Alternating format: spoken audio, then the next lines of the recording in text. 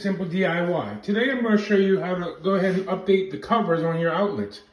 We have the multi one, which are single switches, then we have the square ones around your GFI outlets, or if you have the square switches in some houses. And then we also have the old school standard ones.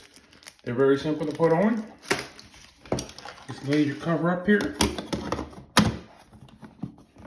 And you don't have to turn your power off. If you don't feel comfortable, you can, but go ahead and put your screw in.